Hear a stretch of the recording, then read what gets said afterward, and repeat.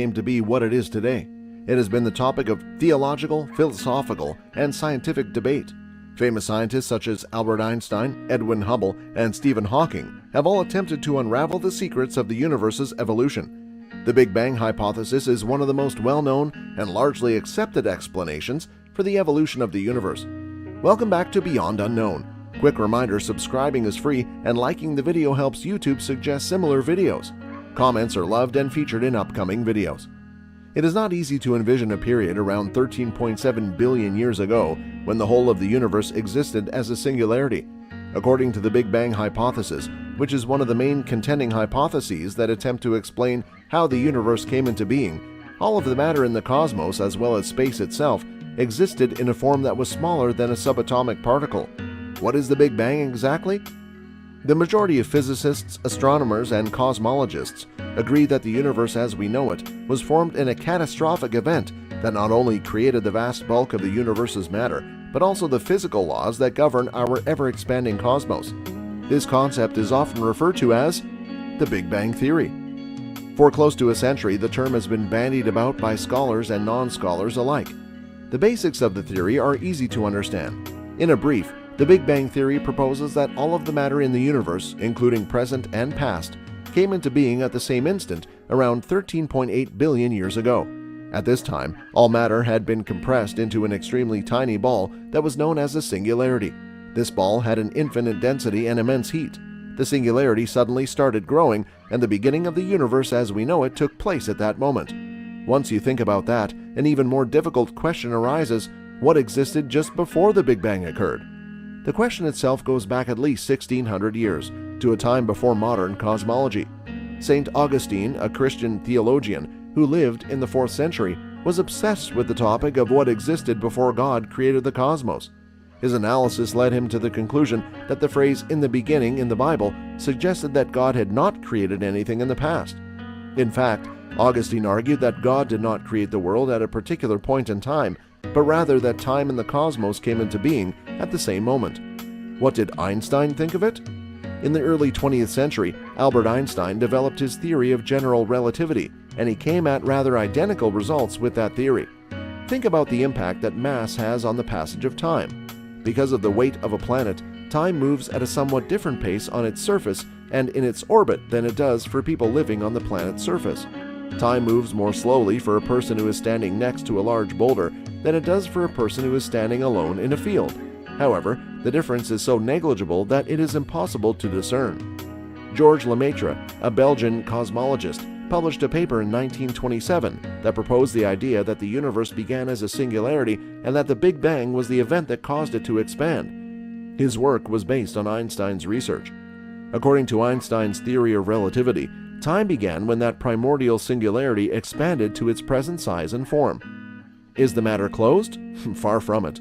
This is one cosmic conundrum that isn't going away. In the decades that followed Einstein's passing, the development of quantum physics and lots of new hypotheses resurrected questions about pre-Big Bang. Dinosaurs roamed the Earth long before humans were on the Earth. Before there was a planet called Earth, there was nothing more than a huge cloud of gas and dust floating around in the void of space. Before there was a universe, well, before that is a topic that gets a lot of attention from physicists. We do not know what happened before the Big Bang gave birth to the universe, but the smartest people in science have lots of interesting theories to explain what may have occurred. So the Big Bang happened. One thing led to another, and now you're here. But we're concerned with everything that happened before that. What triggered the singularity in the first place?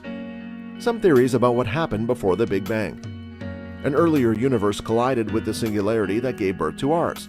Researchers at Princeton named Robert Dicke and James Peebles were the ones who first came up with the concept that would later become known as the Big Bounce. Some proponents of the theory argue that our universe is infinite, undergoing an endless cycle of collapse and expansion, which means we're simply waiting for another collapse. Proponents of this theory admit that in order for it to make sense, it would need the development of some new physical laws. Critics argue that the principles of entropy do not allow a universe to collapse into a singularity and then emerge again. The cosmos remained inert until something set it into motion. According to this theory, the universe before the Big Bang was a relatively small, flat, and high-pressure space that was metastable, which meant that it was stable until it found a state that was even more stable. This is similar to how a house of cards might remain perfectly still forever until a breeze came through. That breeze eventually arrived at some time. It stopped to be metastable, expanding into the cosmos that we are familiar with. This hypothesis does not defy the principles of entropy, but it also does not explain the issues that entropy has with the universe. We are just one of many universes in the multiverse. This theory is an offshoot of the inflation hypothesis and states that the elements that lead to inflation also lead to the creation of a bunch of smaller universes with low entropy. It says this because the inflation hypothesis states that inflation leads to an increase in the universe's total entropy. Unfortunately, all of those worlds would be isolated from one another, making it impossible for us to discover them. It should come as no surprise that this leaves some scientists feeling dissatisfied. There was no such thing as a singularity. Instead, the fabric of space held all of the energy in the cosmos. The inflation theory proposes that oscillations in this so-called inflation field caused a massive surge of energy in one region of the field, causing it to expand extraordinarily fast. That exponential development surge would leave a trail of primordial gravitational waves, not the large ones identified by LIGO in 2015, but microscopic imprints in the cosmic microwave background that other projects, including the BICEP 2 experiment, have been looking for. We may not have discovered proof for it yet, but most cosmologists believe it best explains the universe's low entropy, as well as a few other cosmic oddities. Here's a thought. What if our universe is but the offspring of another older universe?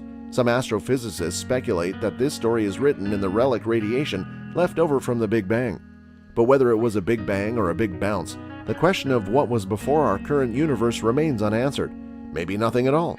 Maybe it's a parallel world or a slightly altered version of the one we live in. Perhaps an infinite number of worlds, each of which is governed by a unique set of laws. In the end, it's likely that we'll never be able to know for certain how the universe came into being. However, cosmologists are not resorting to flimsy explanations either.